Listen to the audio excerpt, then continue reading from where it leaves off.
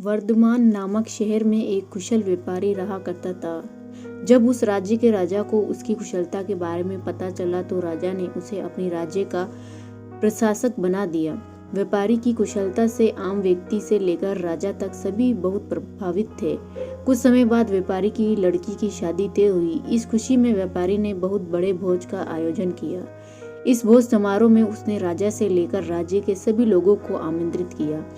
इस समारोह में राजघराने में काम करने वाला एक सेवक भी आया, जो गलती से राज परिवार के सदस्यों के लिए रखी कुर्सी पर बैठ गया।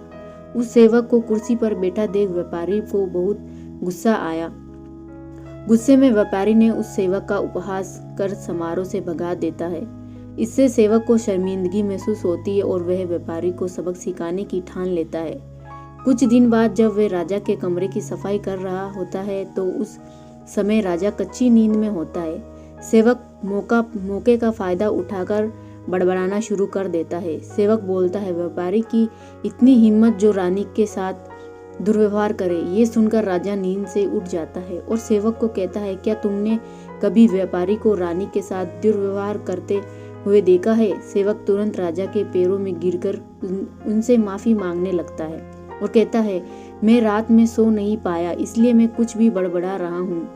सेवक की बात सुनकर राजा सेवक को कुछ नहीं बोलता है, लेकिन उसके मन में व्यापारी के लिए शक पैदा हो जाता है। इसके बाद राजा ने व्यापारी के राजमहल में प्रवेश पर पाबंदी लगाकर उसके अधिकार को कम कर दिया।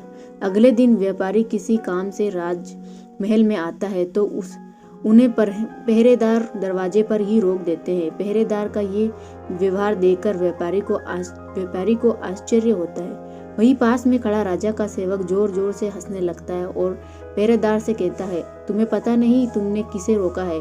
ये बहुत ही प्रभावशाली व्यक्ति है जो तुम्हें यहाँ से बाहर निकलवा सकते हैं।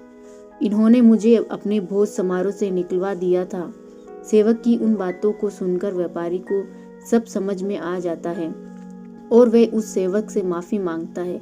साथ ही वह उस सेवक को अपने घर दावत के लिए आमंत्रित करता है। व्यापारी ने सेवक को बड़े विनम्र भाव से भोज कराया और कहा कि उस दिन जो भी किया वह गलत था। व्यापारी से सामान पाकर खुश होता है, कहता है, आप परेशान ना हो, राजा से खोया हुआ सामान आपको जल्द वापस दिलाऊंगा। Thanks for watching.